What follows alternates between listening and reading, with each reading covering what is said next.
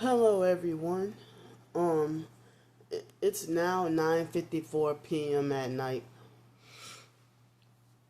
So, um I'm not sure how long this video will be, but um I guess I'll just vent or just talk about things. But thanks to y'all who helped me for a hotel night. Um I'm so tired, so sleepy. Um so I wanted to say thanks to y'all who helped me last night for a hotel room. So, um, I heard that this hotel was changing to another company, and I wasn't sure if or when they were gonna change. I still don't know when they're gonna change, but thankfully, this hotel costed over $100, but thankfully, excuse me, I was able to check in really early, and I was able to check in like extremely early, and then um, at no extra charge, and um, so I'm good until tomorrow at noon, and it started raining at precisely 5 o'clock this morning, and I had to try to thankfully I was let in really early um, because of the weather and stuff, and I had nowhere else to go.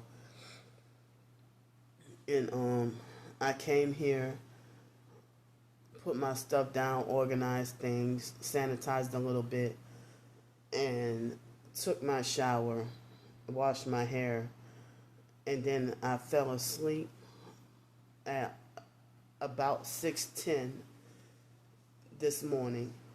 And then I woke up. It was like a few minutes before breakfast was over, and I was kind of disappointed, you know.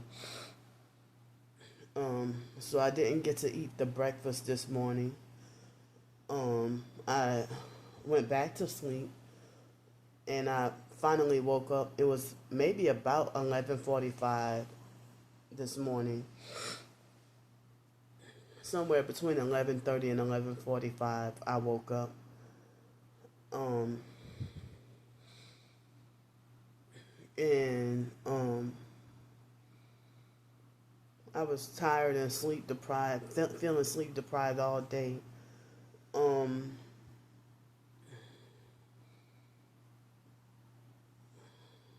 so this afternoon, um, I went to rinse myself under hot water, trying to relieve the congestion and stuff like,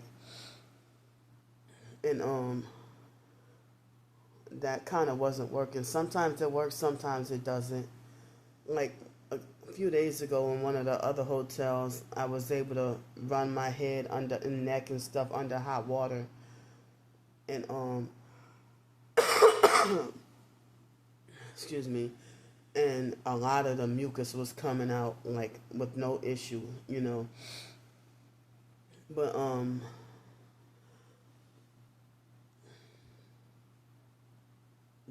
like I try to put some eucalyptus oil on like a napkin and put it over the some microwaved hot water, and that helped clear me up a little bit.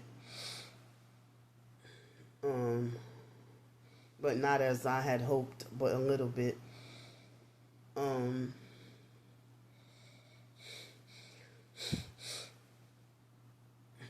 So I was able to eat lunch and dinner, and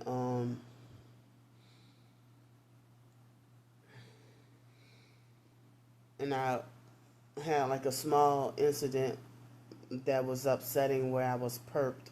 Well, a couple of them, but I'm not gonna go into detail right now. It was like very, very small, very. But anyway, um, so I guess I didn't need help with $400 in deposit in other hotels after all. As I said, I thought I wasn't sure with this hotel when they were going to transition to a new hotel, and I thought they did. I didn't know if they did already. Excuse me, but the weekend price for this hotel was like almost $175. So thankfully, I was able to get the Sunday price rather than the weekend price and check in super early, and you know and I've been feeling tired all day. And before dinner I was watching a YouTube video, and I kept on dozing off and trying to fight to stay awake. Excuse me. Um,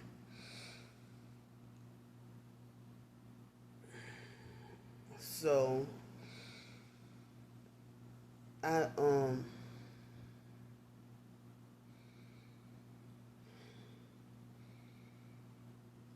feeling sleepy and tired right now, and after I'm done this video, I guess I'll try to listen to the Bible, maybe Joshua chapters 10 through 12 or something, and maybe 12 in the Bible.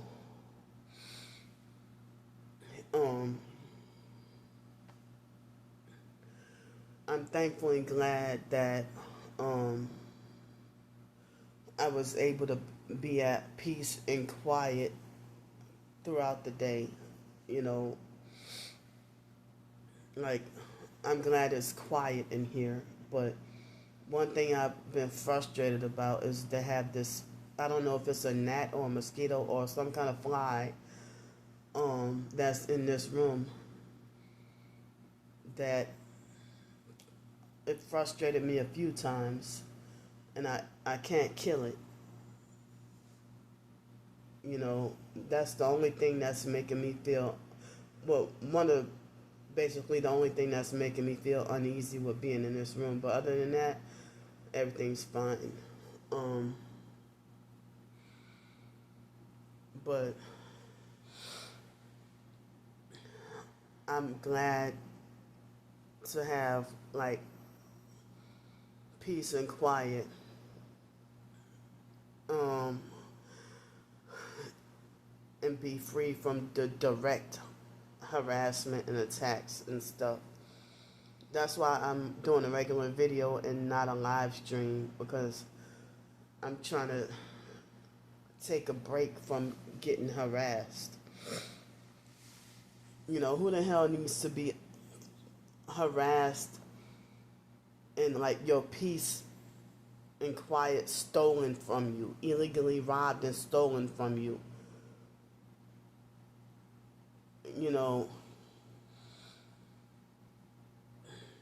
But I heard that vigilante punishment is a crime. Vigilante attacks, I heard, is wrong, because you don't have the authority or the right to try to punish. If I'm guilty of some crimes, you know, that's supposed to be for the police, not you trying to play police. You know, so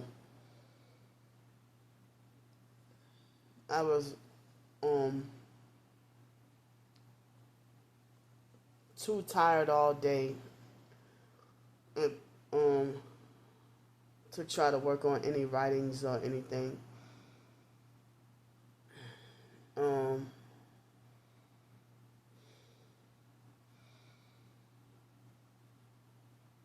I had a lot of thoughts in my head of things to talk about, but like my mind feels slowed, and you know, um, so I can't even think clearly, you know. But I'm, as I said, I'm thankful and glad to have some peace and quiet. Excuse me.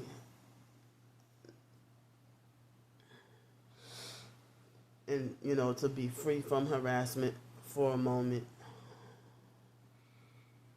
I mean, for them to harass me and keep me in constant distress, it's a torturous feeling. You know, the type of peace and quiet right now, you know, thankfully I don't need to put my earbuds in and have to block out noise. It's like, well, if I had a permanent home or a permanent place to live that's this quiet, you know, it can help me enjoy life better, or I wouldn't have to worry about homelessness or anything, or if it was this quiet, I could do work at home or work from home or sleep better or concentrate and focus better with my writing, you know. Um,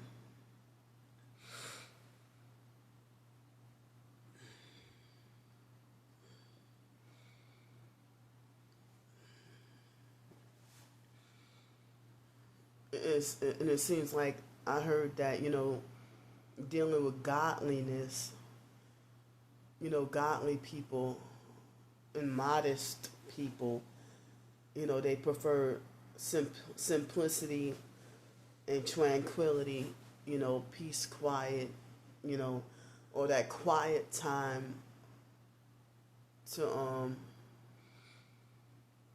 you know, the quiet time with God. Or, you know, people say you need quiet sometimes so you can hear that still small voice from the Holy Spirit, or, you know, just hear that still small voice. Um, Also, you can be able to focus better on, you know, worshiping God, you know, in peace and quiet. But it's like if you're around a bunch of noise and distractions, you can't get any peace or quiet. I heard that that's from the devil. You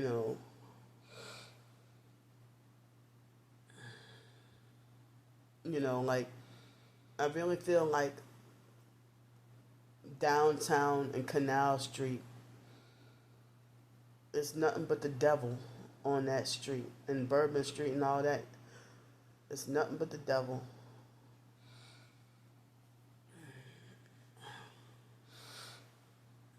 Like you, no matter what time of the day, you can never get peace and quiet on Canal Street. But I had no choice but to walk um, over there to get to the bus, to get over here, you know. I mean, I was too tired um, to take the longer, quiet walk. And, you know, so tired and sleep deprived that, you know, after I took my shower, I really crashed out. And, you know,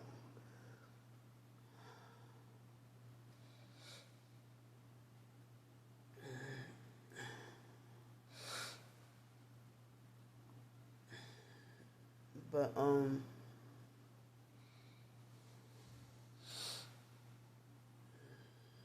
thankfully, I mean, I know the stalkers, they never stop talking about me, but I know they're gossiping about me behind my back.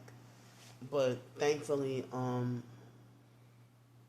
so far, um, I didn't get any harassing comments directly at me. I didn't get any harassing comments directly towards me, today.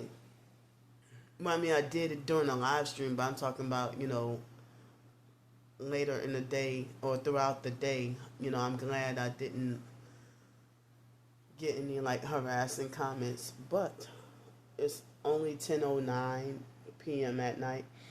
So within the next couple of hours, who knows who might say what or come say something ignorant, and if you see something of someone accusing me of doing or saying something bad, um, like if someone talks like they know all about me, but their account is only 3 minutes old, that's one of the stalkers, part of the cult.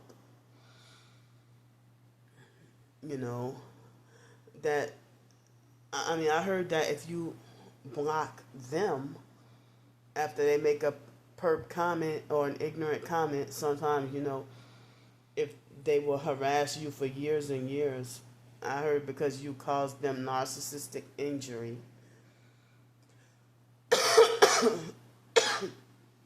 Excuse me. They had someone in the so-called TI community that was from Morocco that I haven't. I mean, he messaged me on Twitter a couple of years ago, and I looked at my DMs and I realized that, I mean, I discovered today that he got hateful and blocked me for no reason. I don't even think I ever talked to him, but he messaged me, but I haven't said anything back. Maybe I got distracted from so much gang stalking or whatever. But but it's like, but I don't know if he could, if other professed targeted individuals had lied to him about me, or like the fake TI perps, or if he might be a fake TI perp. Excuse me, that's a satanic sellout. Who knows, But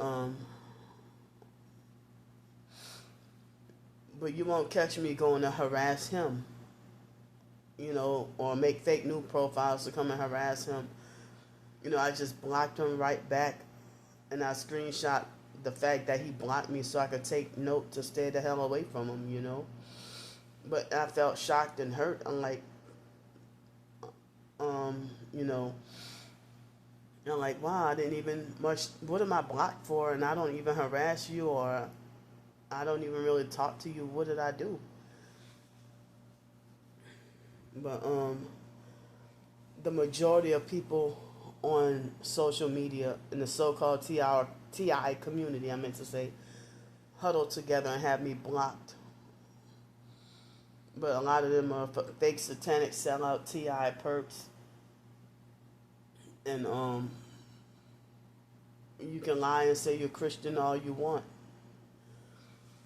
If some people who claim they love the Lord with all their heart, but then they secretly behind closed doors worshiping the devil, you know.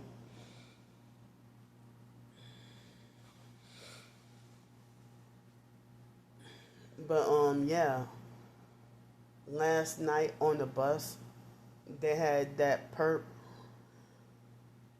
that he took a long ass fucking time to sit down,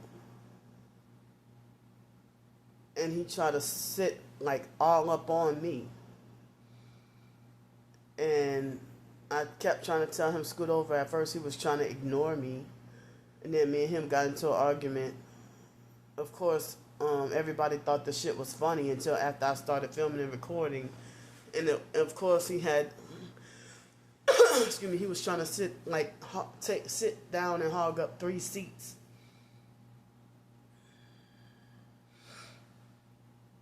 And it's like he tried to sit as close to me as possible. And then, but a few other people have violated me earlier that in that bus ride, you know. But but he didn't want to scoot over, and he kept, you know, being ignorant.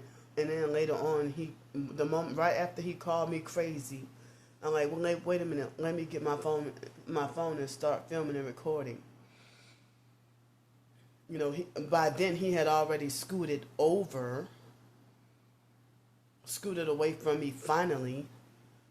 So, like, if people try to say, well, oh, that man wasn't doing you nothing, you don't know what happened. Um, what happened off camera before I started filming and recording. That's like when I would be in Pensacola, excuse me, and if they have a gang stalker in a huge truck that sits really high, trying to run over me with his truck, and maybe throw an object at me, and I confront him and be like, well, hey, why did you throw such and such object at me, and why did you try to run over me with your truck? And then, of course, they try to gaslight, and you get into an argument with them, and then everybody who's watching the video, they give you a thumbs down and falsely assume that you're the one who started the argument or that you're the chief aggressor.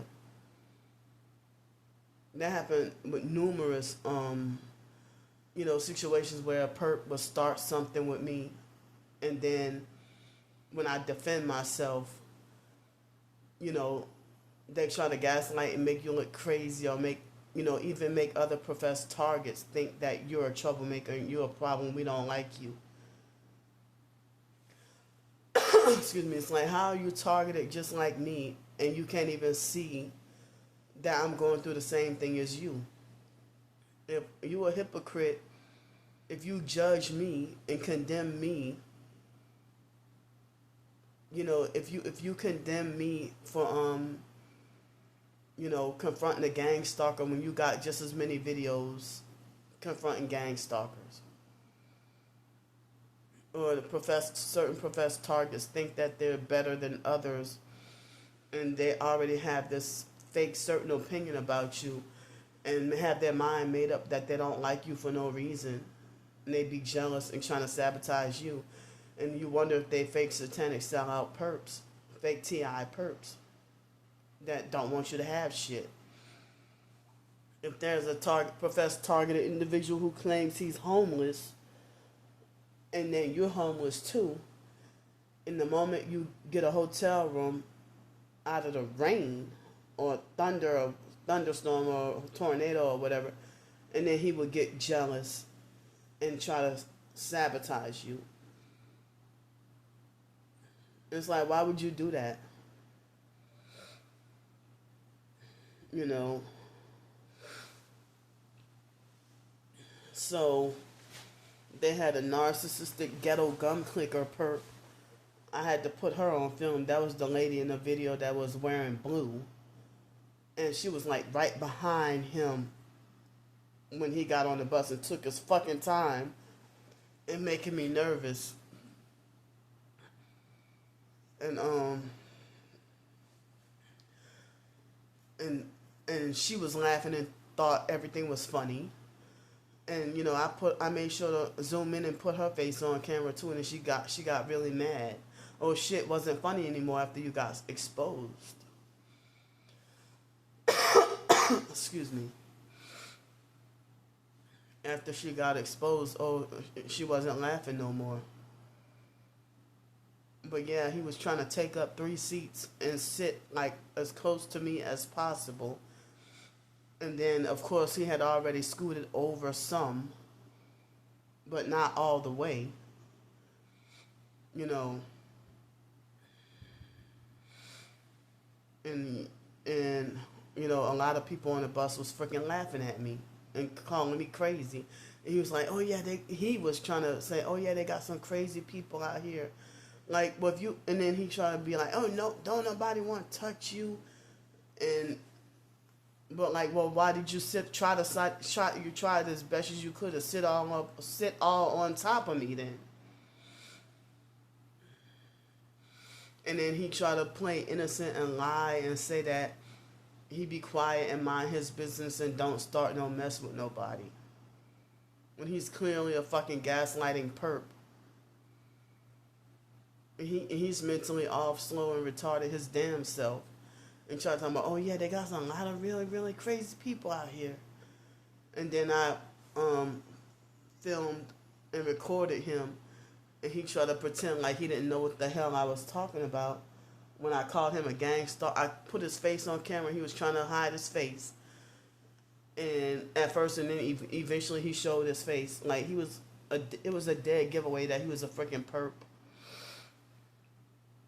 You know, and people were just laughing at me.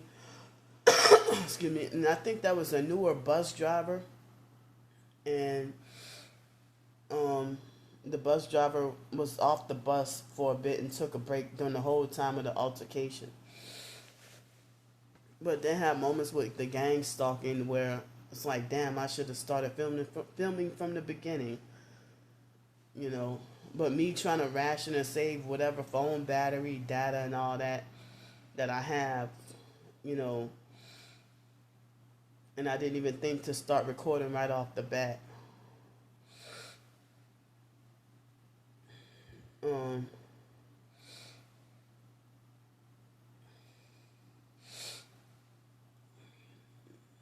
But it's like they had a whole empty row on the other, like across from me.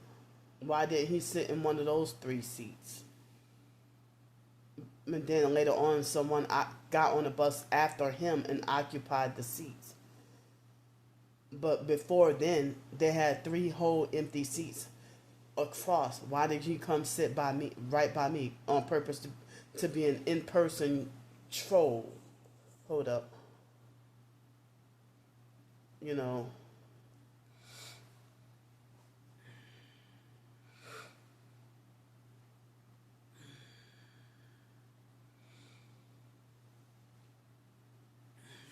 But for people to just random strangers in society that know how to trigger you, like strangers who know nothing about you, that know they know all about what your triggers are, and to trigger, antagonize, and provoke you, like just random strangers out in the community. Excuse me, that know everything, every tactic to get on your nerves and try to provoke and antagonize you, and to psychologically, mentally, and emotionally torture you.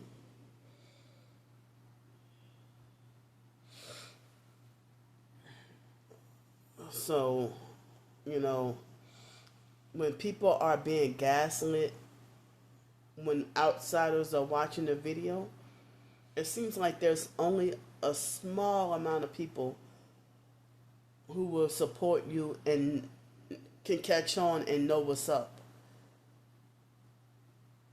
But it seems like most people will defend and agree with the gaslighter. They go along with and defend and agree with the perpetrator that's gang stalking and gaslighting you, or the narcissistic abuser that's gaslighting you. And then with the smear campaign and the gaslighting and the flying monkeys, and everybody just side with the perp excuse me, and decide to start hating your guts and think you're a bad person, or wanting to exercise that fake narcissistic flying monkey vigilante punishment.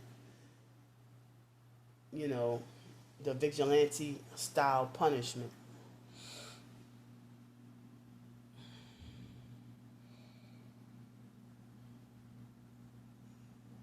So,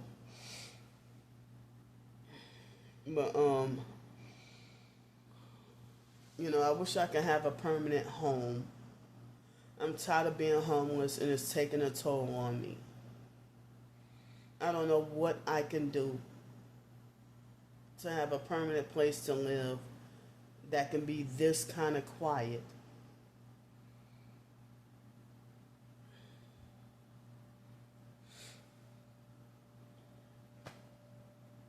And if I had neighbors that would have like a birthday or graduation party, if they would be thoughtful enough to let me know, well, hey, Candy, my grandson is about to have a graduation party and it's going to be loud.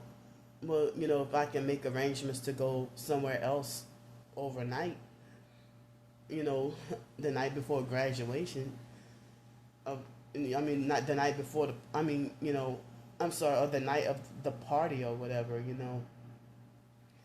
if I can make arrangements to go somewhere else the night of the party, and then come back when it's peace and quiet. But no, they have neighbors that just, like, if you have a permanent place to live, if you got gang stalking neighbors that just never quiet and just like chaos and noise, I don't understand why. And they think that it's their fake right to they act like they have a right to just be noisy all the freaking time, but landlords don't like to follow the law that says that, in the rental contract agreement, when you have an apartment or something, that you have a right to peaceful and quiet enjoyment. Rather than dealing with crackhead neighbors that's gonna wait until 2 o'clock in the morning to start a party. Excuse me, start a loud party, and then call you the unreasonable one, the crazy one, the problem, the troublemaker. And they will bully me and make death threats. They're making like I'm the unreasonable one, or something's wrong with me. I'm the crazy one. Like, well, wow, they wouldn't care if I had to go take an exam for a good job. For me to take that I would have to, like, get up at 6 o'clock in the morning and go and get myself ready, take a shower, brush my teeth, do my hair, do this, do that, and prepare for an exam or a test or an interview, or to be able to concentrate on trying to get a good job or start my first day of work.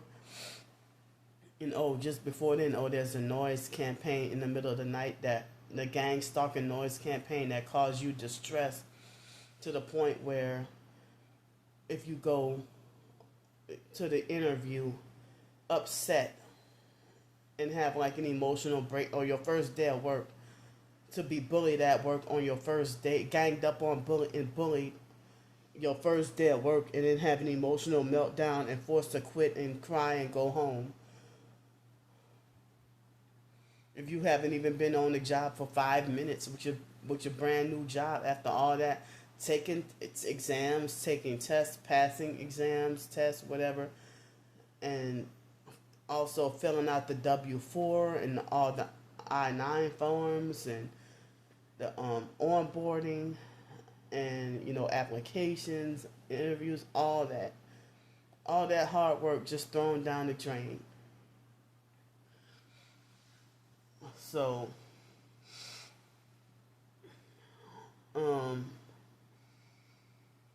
if people say that, a 9-to-5 job, it's not cut out for a chosen one. The chosen ones can't work 9 to 5. Or this is why chosen ones need to be single and this and that, whatever, But if I'm seen by society as unemployable and I'm wrongfully blacklisted from employment and wrongfully blacklisted from employment and considered unemployable despite having a bachelor's degree, and then when I do get a job, I heard that they force targets to work way below them what they're qualified for. They only allow you to have they keep the target with forced low income and try to control and watch every penny that you earn or that you get. That's why the online stalkers, if they can't track how much money I would get or whatever, they get mad and throw fake tantrums and falsely call it a scam and a fraud because they can't narcissistically control you. You know, like if I don't know how much gang stalking money that they get from gang stalking me. Why should it be fair? They won't even show their faces or real names, faces or identities. Why should I have to be required to owe internet strangers how much of any money that I earn or get donated or whatever. And they won't listen to me. Like, well, if you want to demand the answer for how much finances I have, or how many calories you think I'm eating, but you won't show your real face or name. You hide your identity because you know what you're doing is wrong. You know what you're doing is criminal. And they try to cover up more crimes and then try to sit around all day and falsely point out what they think you're doing bad or wrong. You know.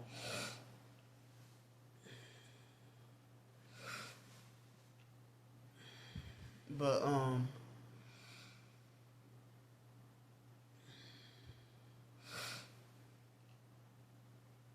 yeah, I am extremely stopped up. But I've been feeling extremely depressed emotionally lately because of the harassment and stalking. And it's like, why did fake Darnell illegally swap me again? Why did they wrongfully have me in jail again? And now I have to deal with this more fake court things. Why can't they drop the charges? Drop the false criminal charges. So I'm held back from more of my writing projects. Excuse me, my writing goals and everything because of more fake jail and court being wrongfully held over my head. Excuse me. Excuse me, sorry.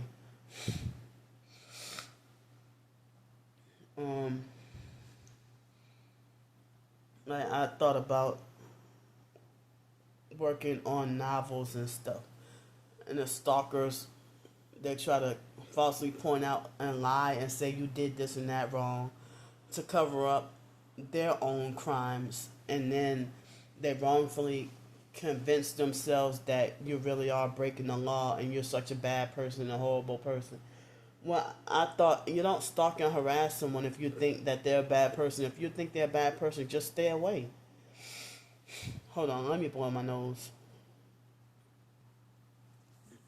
Alright, I'm back. Excuse me, I just blew my nose. Excuse me. But, like, if I point out that a gang stalker is doing me something dirty, and narcissistic abusers on the outside will say stuff like, well, who made you, talking about me, say, well, who made you judge, jury, and executioner? Well, nobody asks why don't they make, why they don't ask the stalkers who made any of them to be judge, jury, and the executioner of us targets, Excuse me.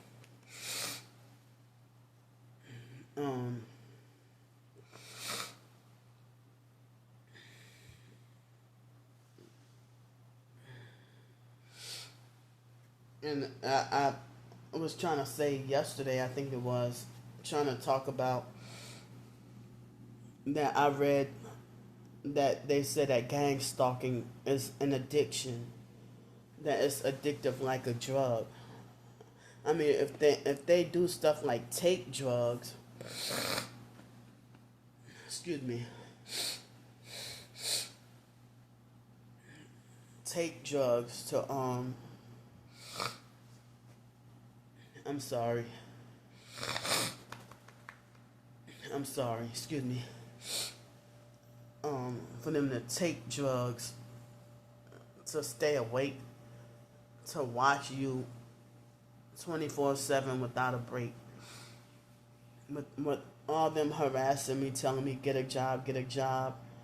Well, if you got time to stalk, keep up with my every move 24/7, where's your job? You know,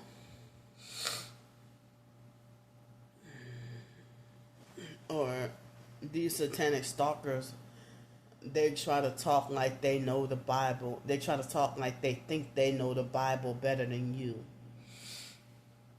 You know, when you're a whole Satan worshiper, or you're a whole cult member. And I forgot the idea that people in cults are brainwashed to believe that they're better than the rest of society or anybody that's not in their group, and that's with the narcissistic conceit and arrogance. You know,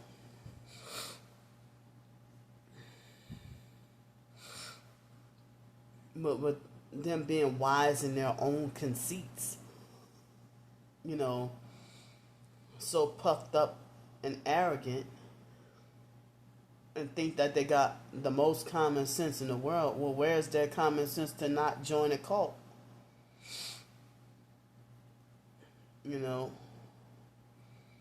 and they're stubborn that, you know, you can't tell them, well, hey, you in a cult, or they will attack and devour you and get a whole bunch of more cult members to devour and attack you and go on a smear campaign and try to ruin your life, you know. Even if it's a family member or a friend or a coworker or whatever that's a member of whatever cult, excuse me, you know. But I'm thankful and glad to wake up to the truth and be cult free. No more cults for Candy Grand Prix. You know. But I mean, there was a chore that I wanted to do tonight or earlier this evening that I didn't get to do. But I hope I can get it done before leaving out of here. But I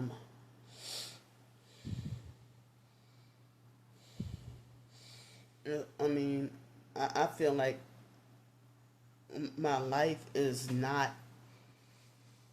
how I thought it was gonna be. The way certain people talking like it was so easy to attain success. You know, I was too young to know about gang stalking and narcissistic abuse, cults, excuse me, brainwashing, mind control, Freemasonry, witchcraft, and all that. And I was brainwashed in a cult and being under mind control and everything. So, when I was a child, or even a teenager, or even early adulthood, I thought that I could, even though college was hard, um,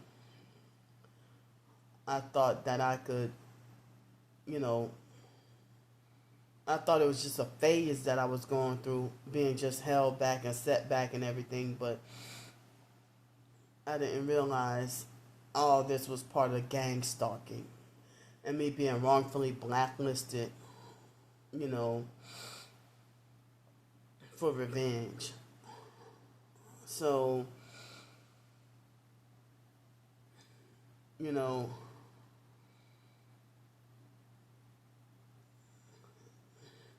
I thought that I can become an adult.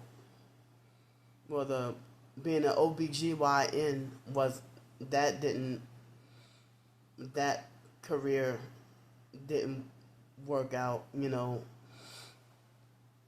Um,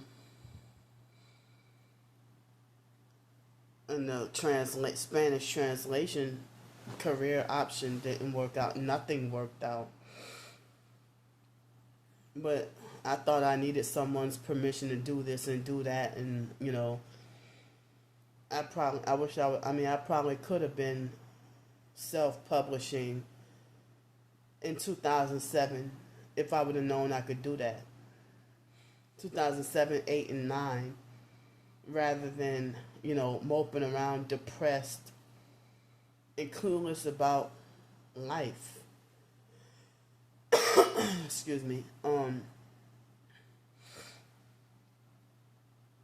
Being depressed and clueless about life. And, well, since the OBGYN thing didn't work out, the Spanish translation didn't work out, I had dreamed about, I desired to want to be a New York Times best-selling author. Well, I didn't realize that in order for someone to be a New York Times bestseller, that you have to sell your soul to the devil. And I'm like, nope, I don't want to do that.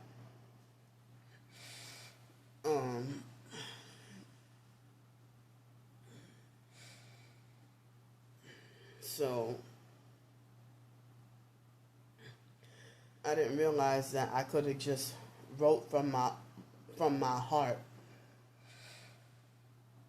and self-publish it and just keep writing. And then even though I didn't believe in Christianity back then, but I probably would have had to halt the sales and cancel the ebooks or books.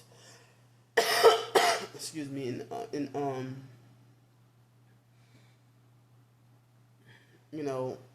give like an explanation for why I changed around my thinking and why I changed around this and why, after finding out the truth and everything, excuse me.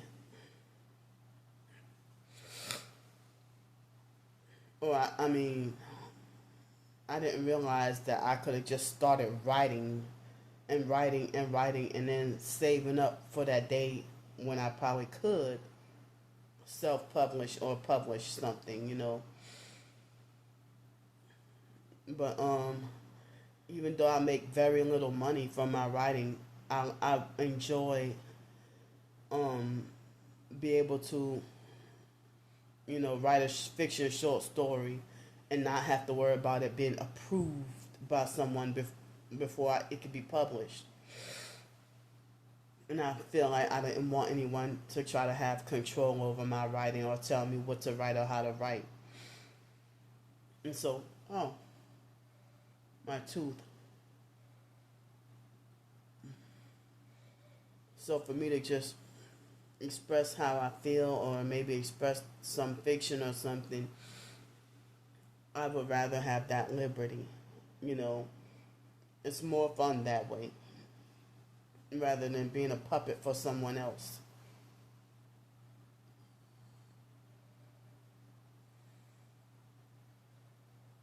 Ow.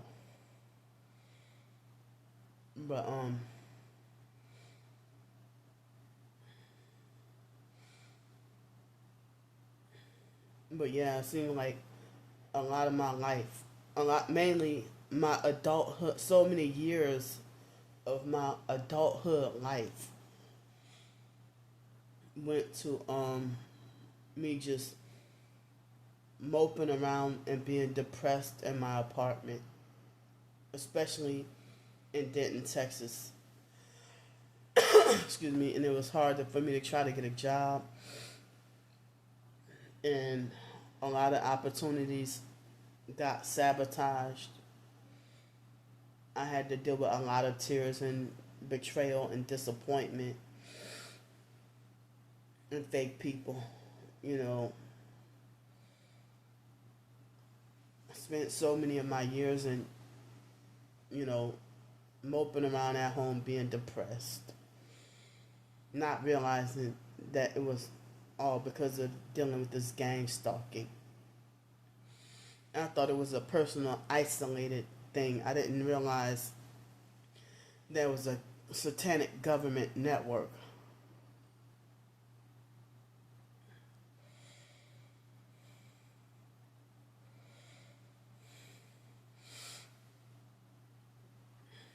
You know,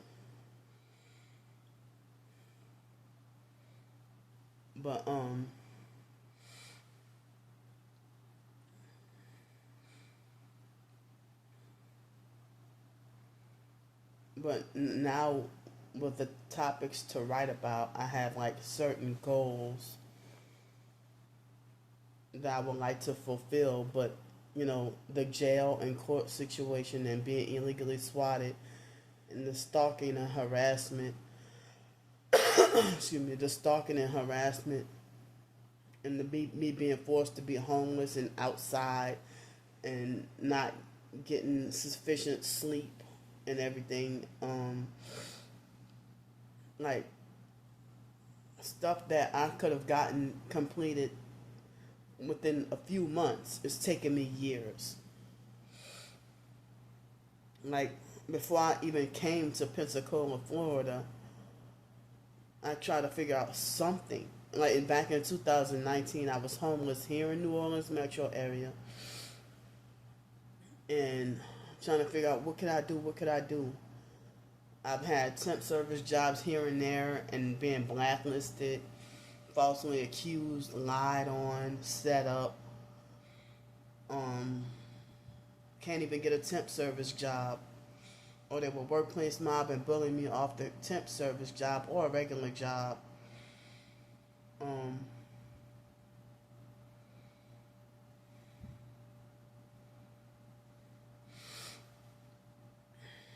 you know,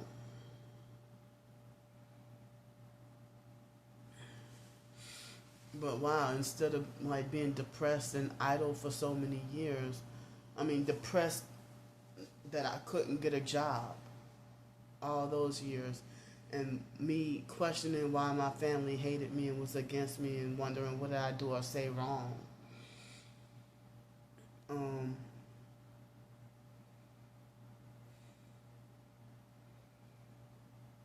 and just so many different events in my life, you know, just, I mean, even dealing with post Katrina and everybody just telling me get over it. Well, I'm over it now, but I mean, I'm talking about back then in those years. Excuse me. They would try to make it like going through Hurricane Katrina was no excuse for me to suffer depression, you know, or any kind of trauma,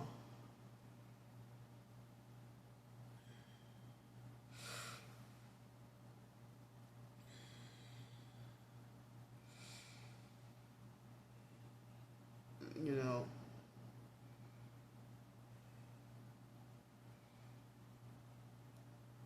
But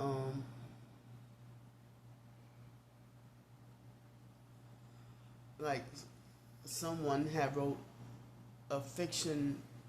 I don't think it was a big huge novel, but it was a fiction book or ebook called Water Lessons, and I think it was like a fictionalized version of real events.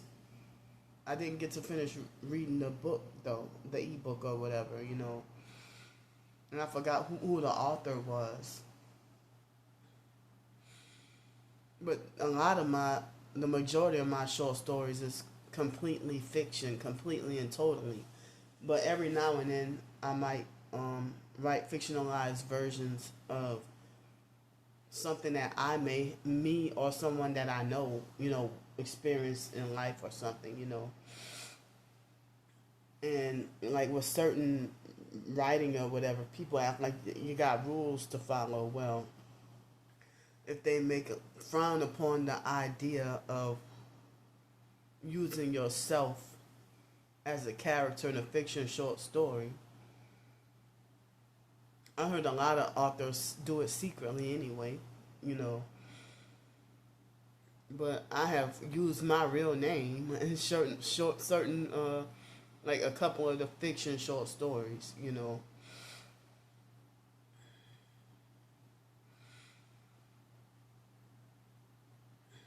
But yeah, I like having fun, and you know, but I want to work on bigger things like novels, and even if it's a novella or something, you know. But being targeted, the stalkers will suppress you from getting your creativity and writing out. And I heard the other targets have said that the stalkers have stolen from them. If they will say that your writing is shitty, but the whole time they steal your writing and give themselves the credit for your writing and then make a whole lot of damn money off of it, while they saying your stuff is trash and you make no sense. That sounds like what jealous people would do. But the stalkers be jealous of us anyway. You know.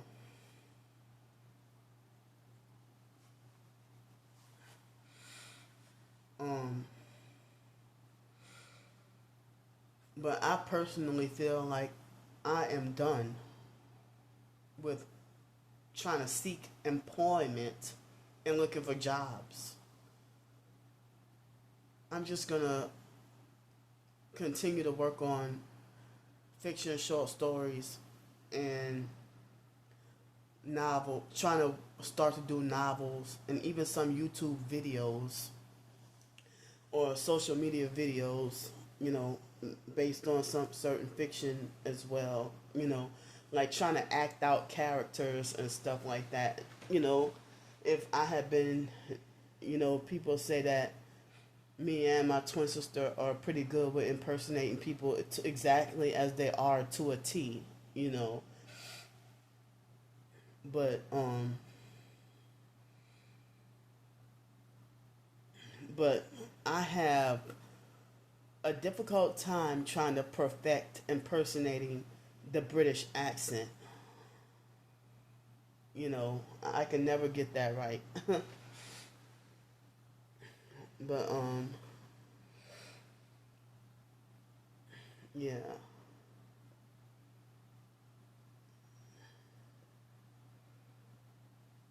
But yeah, that's I'm not gonna try like anymore because I'm tired of the workplace mobbing.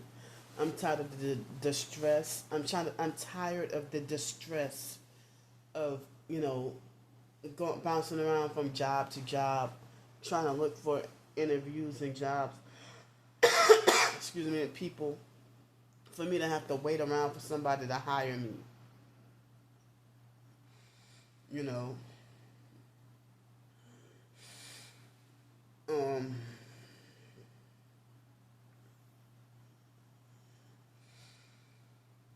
for me to wait around for somebody to hire me just to be rejected. And then when I do get a job, it's a low wage part time job where I have to deal with being workplace mobbed and bullied and stuff. Um, I wish that there were like people make it like these certain websites make it like it's just anybody can make money and it's just so easy. You know, and if it was that easy, then you know, I could have gotten out of my homeless situation and earning my own income. Like I've tried survey websites, I've tried this, I've tried that. Um, because I'm homeless and don't have a family, then it seemed like the survey website thing I will always get rejected, or like going through like a whole hour for an assessment to see if I qualify for XYZ survey. And kind of find out I end up not qualifying for the survey, you know, and end up being disappointed. So surveys, yeah, they are a waste of time. Um, so I've talked about this idea of if you didn't need government permission to sell things, make and sell things or sell things, you know, I could do that, but the stalkers will try to find any way to block or stop you from earning any income when you're targeted and on a fake government watch list. Um, so like, why should you have a, why should you have to have a license to sell bottled water?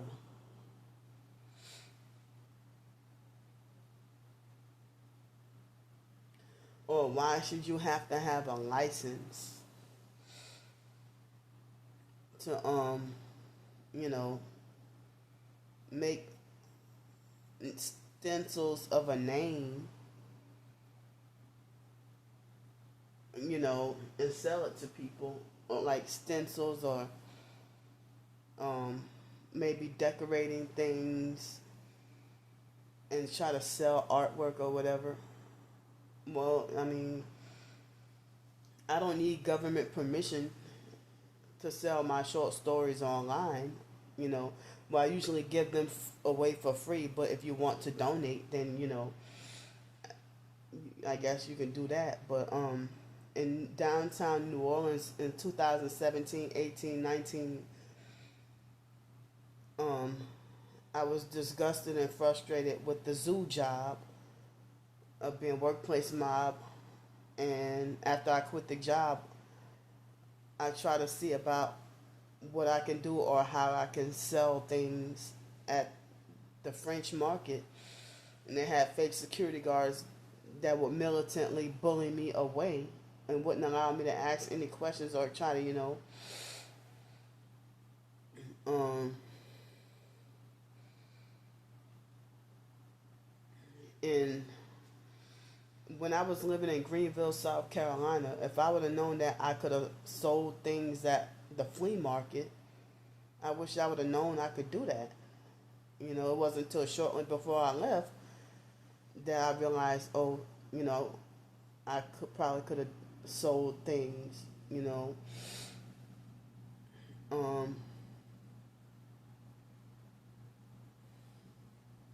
but I heard that nowadays you have to have like a government license to have a garage sale or government permission. Doesn't that sound like slavery? Well, I heard that you have to have government permission to sell lemonade, you know, or have to have food inspections, but yet the government doesn't care about us and they're poisoning us every day. It's all about control. The government don't care about us.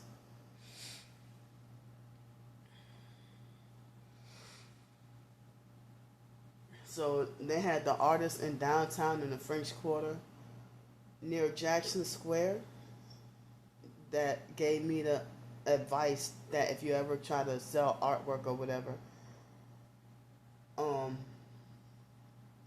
put out your artwork or creativity or whatever, and give it for free, and then ask for donations, and then you won't need to you know excuse me, you could give it for free, and then like ask for donations, and you can earn money that way, you know um rather than selling things. And I heard you wouldn't need a license that way, you know.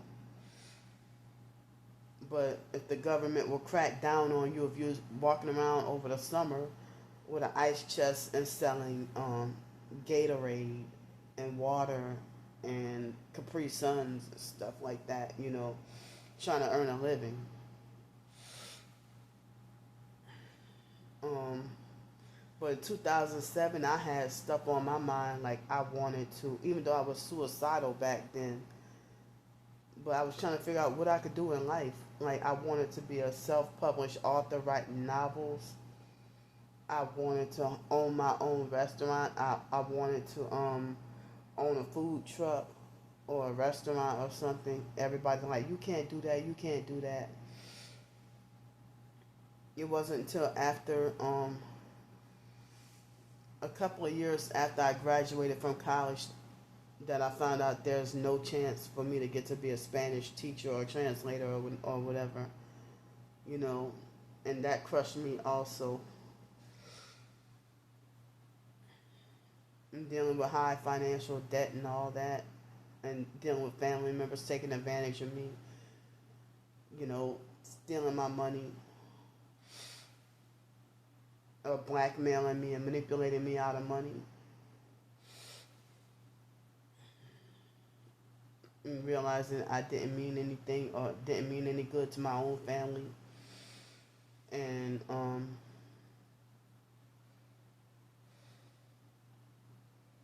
I wish I would have known what was up back then, you know. And now I find myself grieving the idea of being wrongfully, permanently banned from the family forever. All behind false accusations, but there are actually family members who have done dirty things for real and got forgiven and accepted back and included. But the family hating me, it doesn't seem like it's temporary. Like I'm wrongfully, permanently, forever kicked out of the family, but was never really accepted from since day one. And I've been depressed about that. Like my suicidal depression years ago, it was mainly family issues.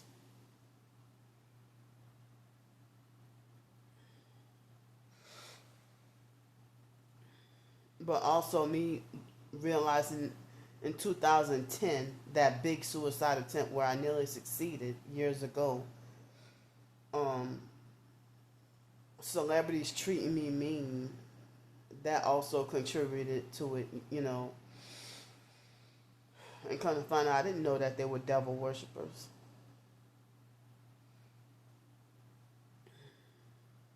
Um, yeah, and I thought that I was gonna um, become an adult, get my bachelor's degree and maybe even master's or maybe even doctorate in either OBGYN or Spanish and go into the military. I didn't realize I was too disabled for the military.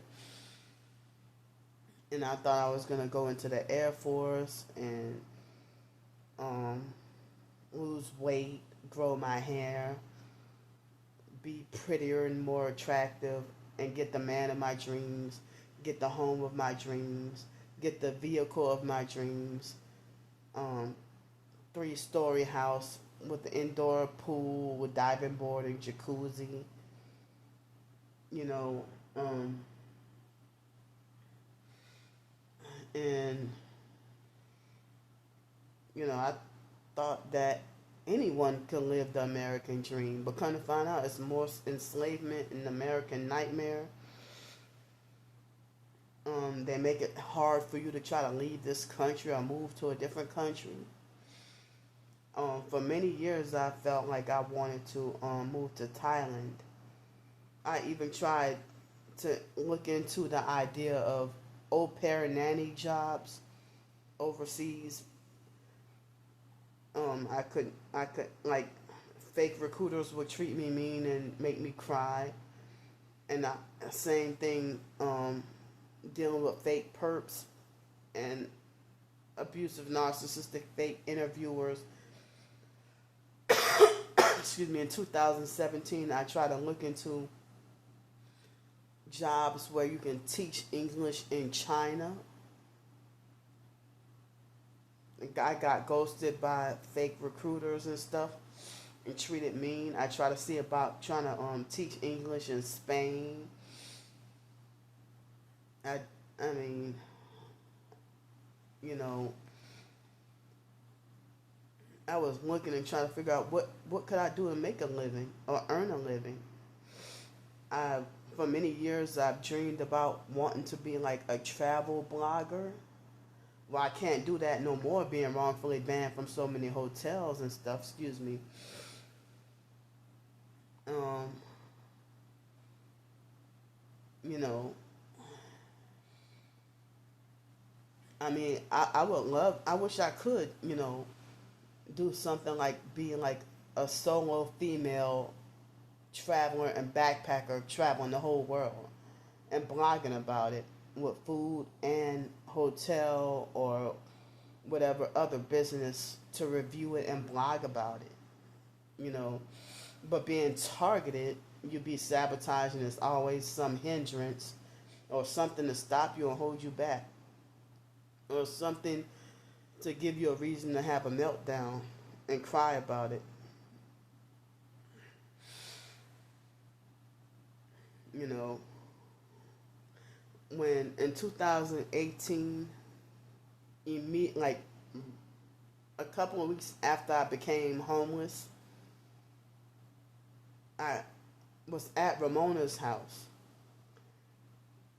and I tried to tell her to tell Mark on the phone that I was excited about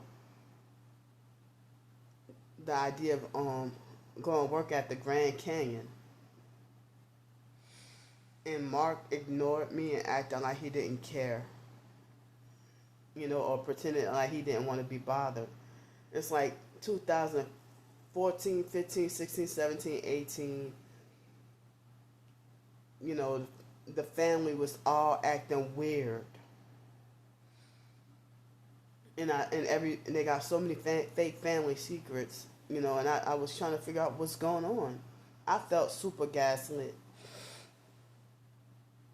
you know, and come to find out my own twin sister being the main culprit, the main mastermind behind turning the entire biological family against me, when in 2015, 16, 17, somewhere around there, she was banned from the family, the entire family. The family wanted nothing to do with her. But if they forgave her and she was able to get back in their good graces, but the family was hating me and not telling me why and acting a certain kind of weird. You know,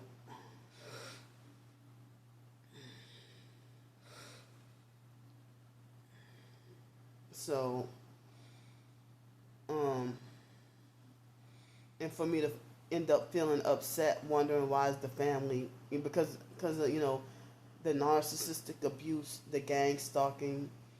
I heard the family.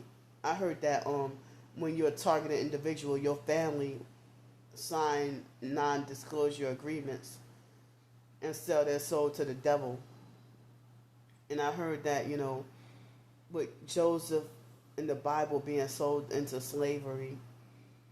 And I think I remember hearing about the coat of many colors and stuff, and Joseph own brothers or whatever in the Bible selling him into slavery, you know.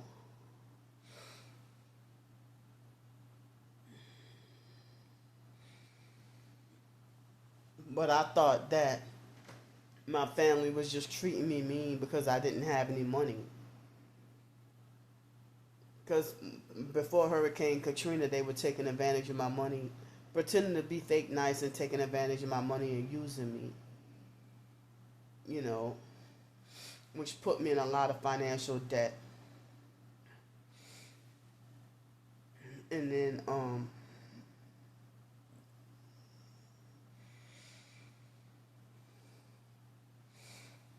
and if they, stay mad at me forever, but quick to forgive friends of the family or quick to forgive co-workers or strangers, and if Mark treated his co-workers at the job how he would do me, He would have been locked up in jail or prison a long time ago. But they treat they treat outsiders better than their own relatives. You know. But my own family members, I've mentioned before about how a lot of the family members are just abusive people, you know, when it comes to like dating and relationships and marriage and stuff like that, you know. My own brothers, you know, have participated in doing like domestic violence on women. Even my own twin sister who pretends to be a freaking man. And if I had a boyfriend or a husband, people predict that I would have been that victim of domestic violence. But my own family members treat me in the same way, the same controlling, abusive way as domestic violence. But I'm not in a sexual relationship with them, but the control and abuse is the same. And I didn't realize that, you know, when I would be at the mental health counseling office and look up signs or red flags of domestic violence, that is demonic narcissistic abuse. And it's like, well, me going down a list of dating and relationships and domestic violence, I'm like, wait, them controlling your finances, them doing this to abuse to you. Like, wait a minute, the foster mom treated me like this. Oh, wait, my twin sister do this. Oh, wait a minute, this person do this to me, you know.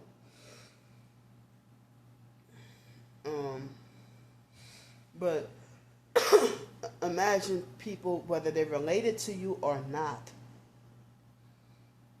try to control your life decisions that's irreversible and major life decisions, like what to name your child. I don't have kids now, but what to name your child, if they want to try to have an opinion and stick their nose on have a say-so on what you're allowed to name your child, but they hate you and want nothing to do with you, or they will try to be very abusive and condescending and putting you down because if they feel like they don't like the name you chose for your child. And then a narcissistic control freak fake friend will try to coercively influence you to name the child what they wanted to name it, and then afterwards ghost you and permanently cut off all contact with you, and then you end up having like an emotional meltdown, you know, and having mental problems as a result of them doing stuff like that to you, you know. Like, wow, I shouldn't have named my baby after what you said to name it, and then you don't like me. Like, people, whether they're related or not, try to control your life decisions or try to police what they think you should have. But then they don't like you. They hate you and want you destroyed.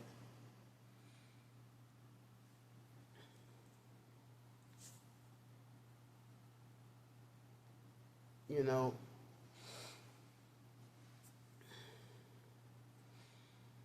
So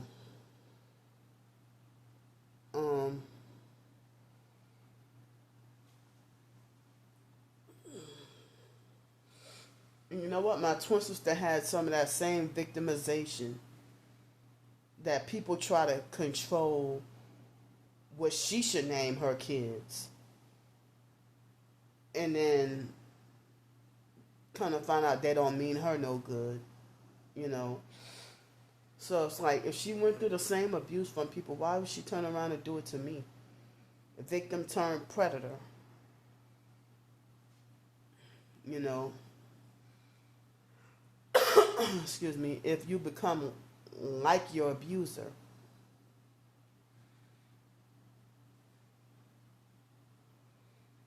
you know,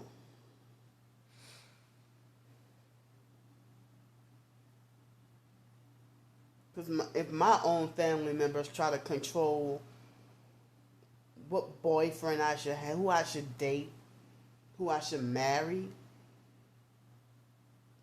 but then they don't like me,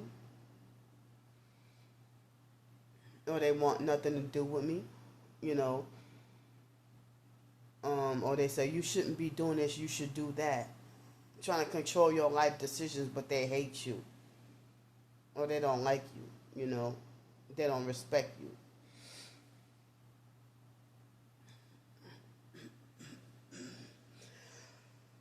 Excuse me, but the family treat me a certain way,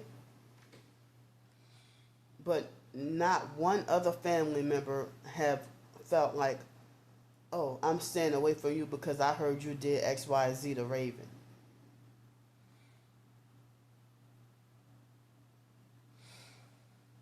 But when my twin sister lied on me and said I tried to kill Raven, my niece Monica was 17 years old, still a child herself, and she believed my twin sister's lies about that, and you know, told me, brick walled me and said talk to the hand. But then she went to the military and for a couple of weeks went to boot camp or whatever, and was found out that she was pregnant. Monica found out she was pregnant and had scoliosis, and so she had to leave the army. And she was a little bit nice, for the first few days after coming back from the army boot camp, and then afterwards she just started treating me with no respect for no reason at all, and hating my guts, and did not tell me why, you know. But any argument, any argument with Mark, Ramona, Sean, anybody, the only family member who would bring up, oh, what you did to Raven during an argument is my twin sister herself. Mark has never, Pete, Derek, none of them ever said, oh, you did, I'm standing away from you because what you did to Raven. None of them ever confronted me about anything about Raven. Except Sean was the first to lie on me about Raven. Sean and Dwayne. My twin sister's fake husband, Dwayne. You know, wife, Dwayne. But,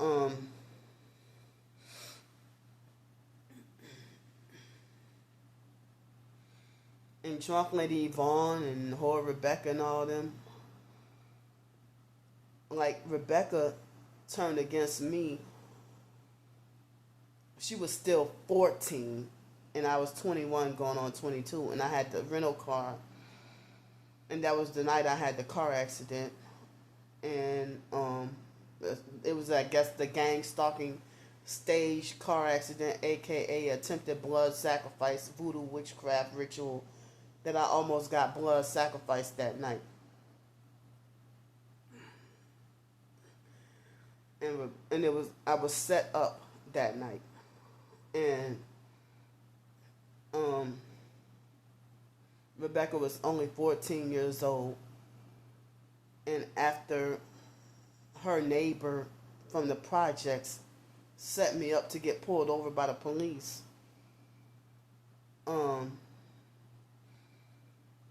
Rebecca used to love me, and then immediately after, I guess, talking with the police, Rebecca started perping the shit out of me.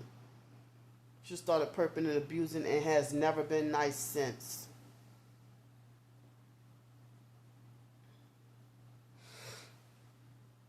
And come to find out now, I realized that Rebecca is a devil worshiper.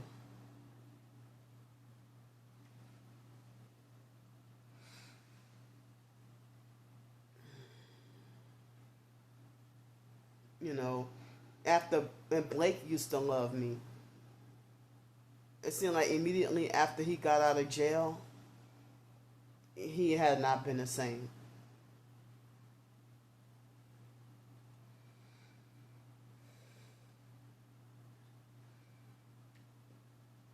You know, but the chief ringleaders who would like to do the biggest smear campaigns, though, my twin sister, Ramona, and Wyatt, were the biggest smear campaigners, you know. to turn everybody against you and make them hate you. While they manipulate everybody to hate me, but then come and in my face and have their hand out for money. Pretending to be a fake friend and manipulating me out of money by going behind my back and telling everybody how to hate me. While, and then after they have already turned people against me and we get back on so-called good terms again, but those outsiders and flying monkeys still hate me. Well, like, say for example, if nowadays, if me and my twin sister were to be back on good terms again, but her flying monkeys would still hate and attack me. You know, that's how that works. Her fake flying monkey cult followers, you know.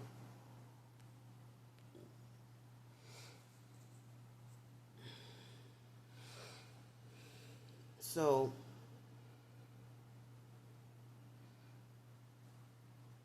but it looks like the family has never really been close as a whole. The family has always been a dysfunctional family. And foster care, us being separated and put into foster care made things worse.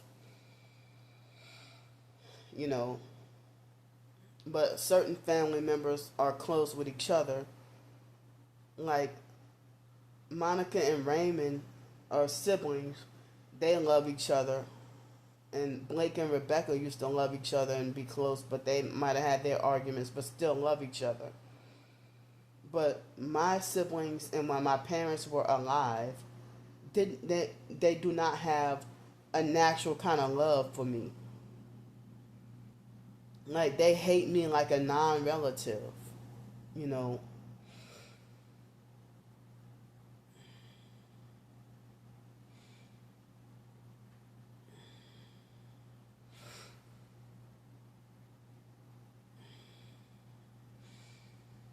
And it's like my family has zero desire to reconcile with me or to learn the truth and find out the truth and apologize for being brainwashed or lied, you know, being manipulated against me. You know, but I heard that cult members like to lie on, they like to lie on you when you're not part of the group, you know. Um, I'm surprised that in 2015 the foster mom was okay with me deciding that I didn't want to be part of the fake IDMR cult anymore. But my twin sister acted fake outraged and was upset. Well, if you hate me and we're twins, you hate me and you you hate me and you trying to destroy me and telling people nothing but lies on me, what care do you give about my salvation and my soul anyway? That you're mad that I left the fake IDMR cult, and when I told my twin sister, I was forced to hear a 4-hour lecture and be psychologically, verbally, and mentally abused and chewed out for 4 hours.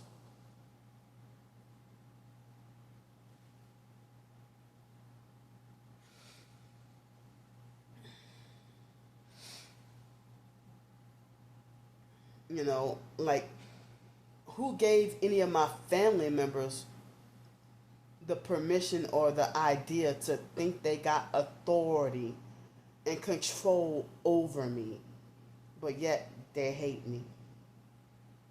If they were around me, Mark would try to use me like a fucking slave, like an errand slave, you know, ordering me around, telling me what to do. Stuff you can do yourself. Or treat you like a child in what they say coercive infantilization.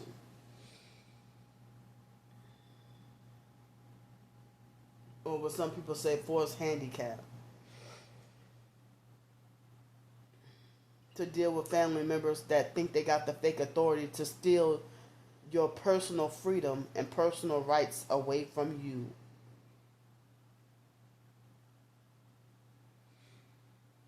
You know, if certain family members can't step up to other family members, or they're scared of other family members, but I'm the entire family's so-called doormat and punching bag. Sean even gets more love in the family, more love and respect in the family than I do. Back then it was me, my twin sister, and Sean were the three hated people in the family, and they used to laugh at and hate the biological cousin Daryl Jr., who they called Do, because of him being seen by society as that R word. You know, the mentally slow, you know, kind of that R word, you know. And I thought that we were just excluded from the family because of, or they said, oh, they're retarded, you know. If other family members think they're better than me because I'm not light skinned, and because if they see me as retarded or crazy, you know. But, you know, the whole entire family is mentally off, slow, and retarded, and ain't mentally God at all. Like, even friends of the family and extended family even hate us. You know. It's 11:27 p.m. at night. I'm going to just ramble on for like 3 more minutes and then try to go to bed. And the video at this hotel, this hotel, the Wi-Fi uploads really slow. It uploads videos really slow. So I have to y'all won't be able to see this video. If not tomorrow morning, then at least tomorrow afternoon. But this video is on what's today? Sunday, right? Sunday, April 6, 2025. Like, March 30th was Belinda's birthday, but then her death anniversary being April 7th, and then April 8th is Ramona's birthday. Like, Belinda died the day before Ramona's birthday, and then Wyatt died the day before ours.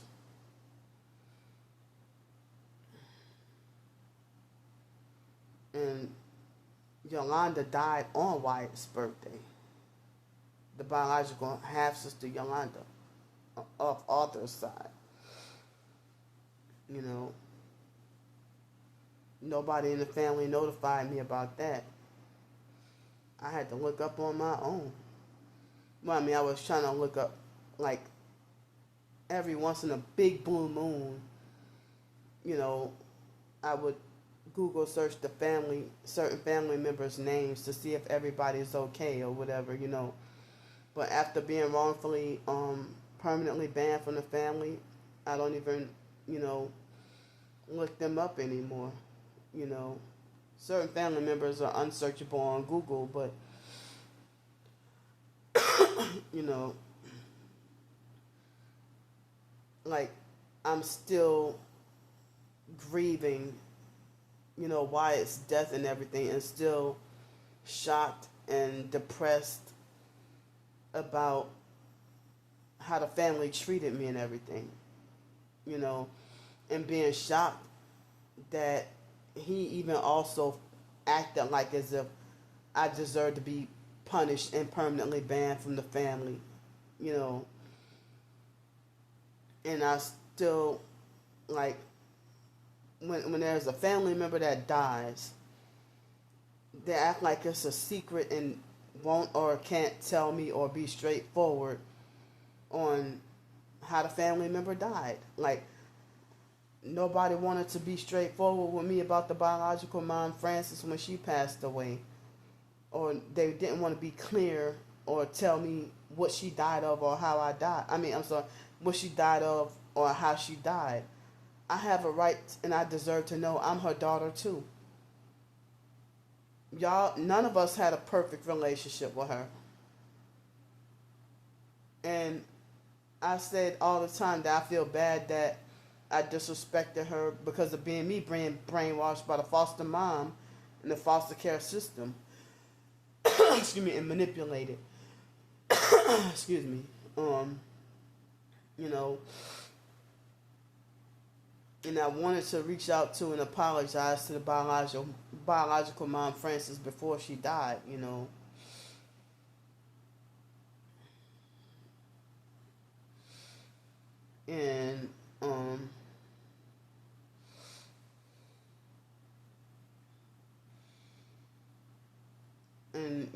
it's a lot of, and like when the biological dad Arthur passed away, people didn't want to be clear about how he passed away. Um, well, everybody knew it was public news that Blake got shot and killed. But when Wyatt died, nobody wants to be straightforward, or they felt like I didn't deserve to know. But my family, before Hurricane Katrina, they would do stuff like try to replace me with non-family members, and they've been for years trying to erase me out of the family,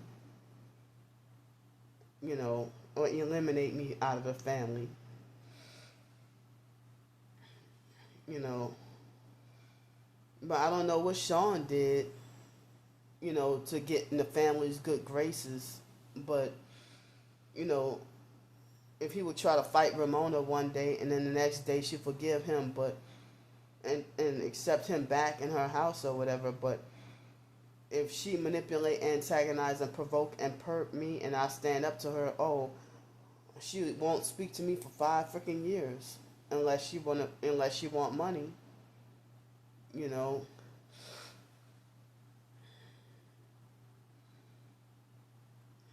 But yeah.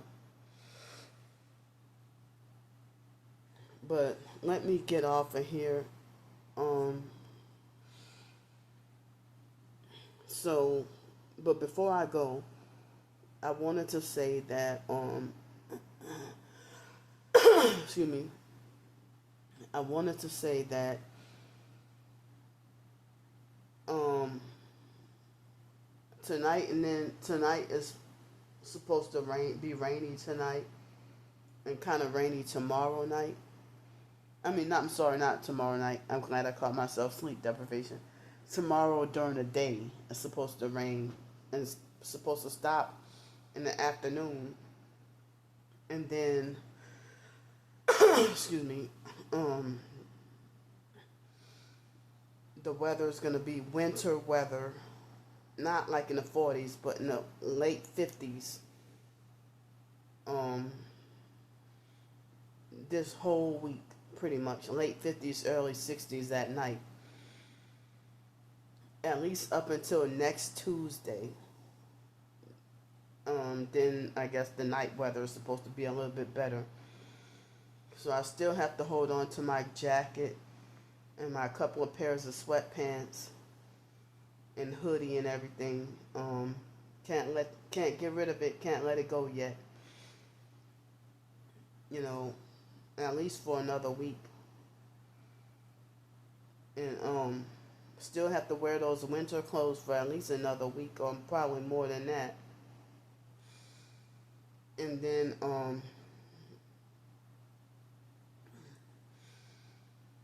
so if there won't, I don't know. I got to double check, but from what it looks like, it won't be winter weather for like another week. No, I'm sorry. I was trying to say it looked like it won't be rain. It won't be rain for like at least another week. And it's like, I tooth. What am I supposed to do to be homeless on the streets for 7 or more days, sitting on a bench, no place to lay down, My legs swelling and swelling and swelling and getting bigger. And then having no place I could go take a shower. And me struggling to have to ask for funds for food every day. That's hard. But I will try as best as I can to work on the short story writing, and I won't be able to. I would have been doing it a long time ago if Fake Darnell would not have illegally swatted me and had me wrongfully arrested and thrown in jail and thought the shit was funny. But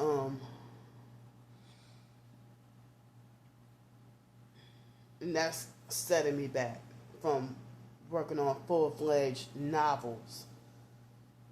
I just barely put a start on one novel, but another novel that I have been working on since 2019 that I could not finish, could not complete, and I'm trying as best as I could to not have to start all the way from scratch.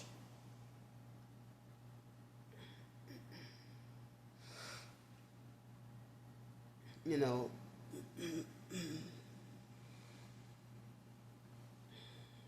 so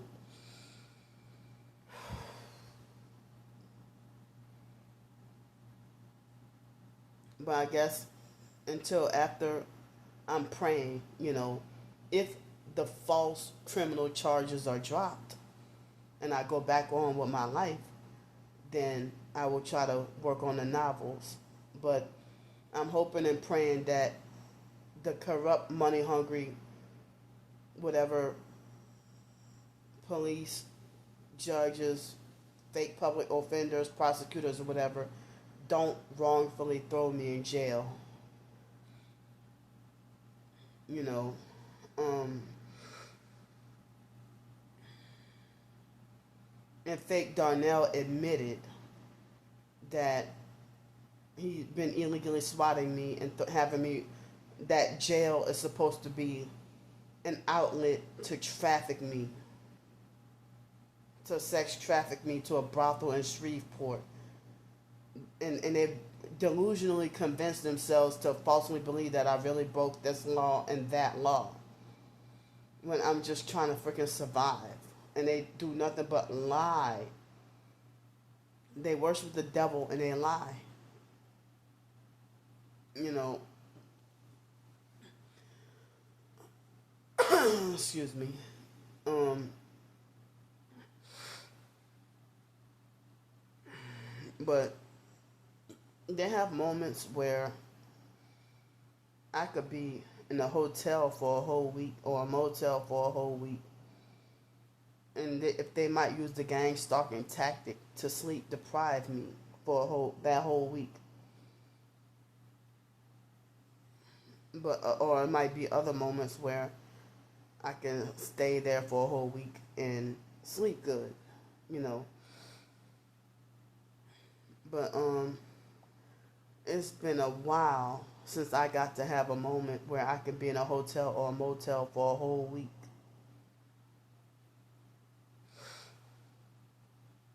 It seems like I don't know when I'll be able to get that opportunity again, where they wrongfully cut down my Social Security check and completely cut off the small SSI check.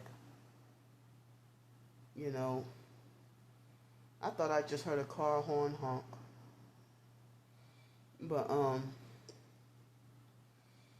so like when I was getting 900 something dollars with the Social Security and SSI, I used to be able to get like 5 or 6 nights of hotel or motel on my own,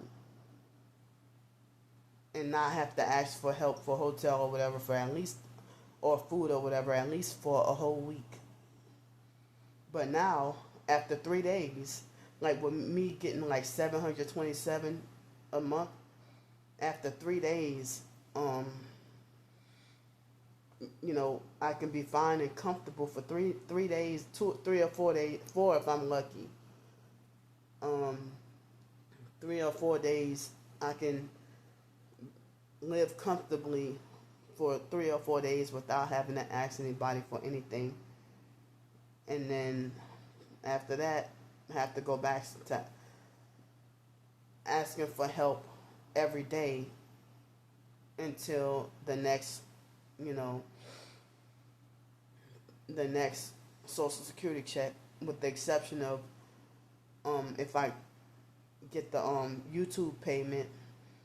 Now I cannot go to the $80 and $60 motels anymore.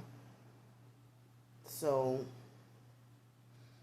with the $60 and $80 motels, um,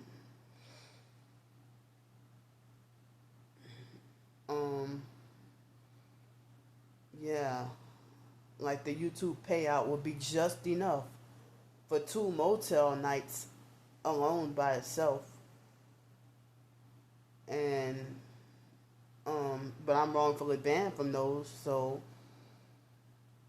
it would be probably enough for one hotel if I didn't have to worry about a deposit, and maybe one meal or something.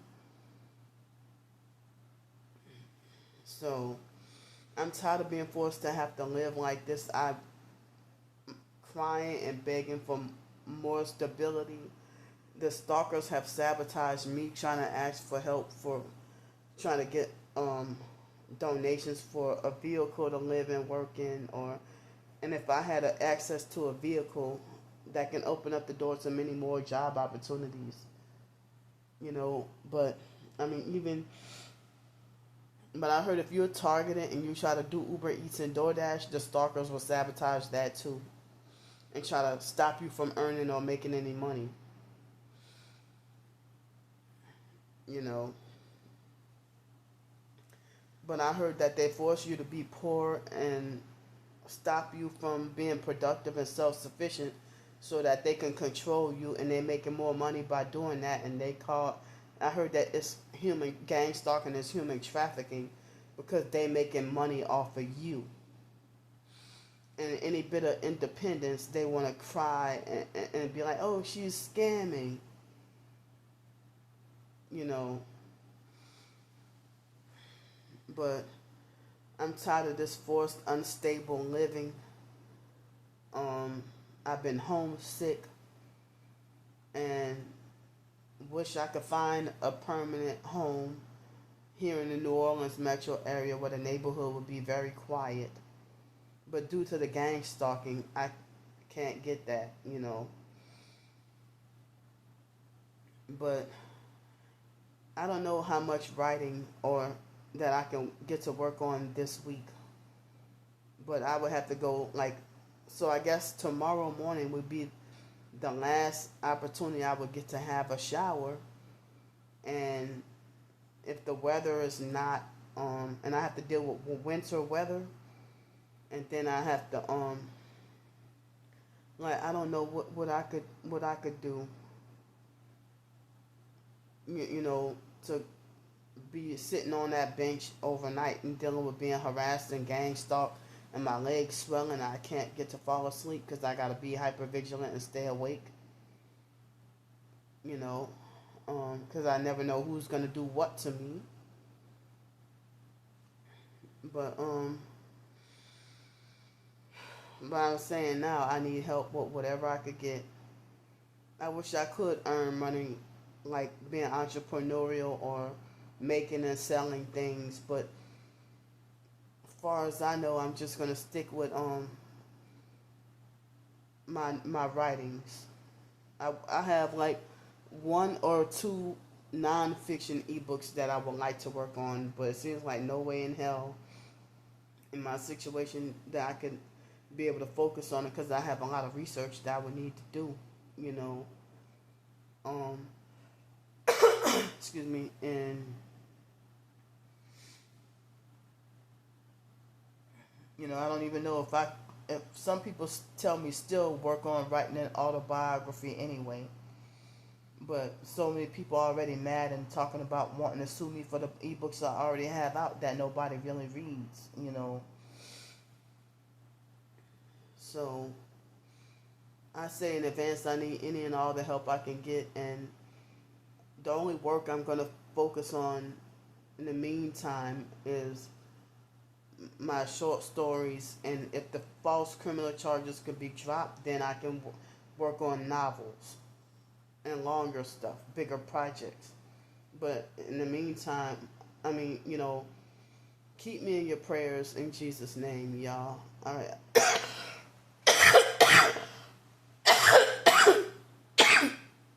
See, they hit me with weapons to try to force me to cough and pee on myself at the same time.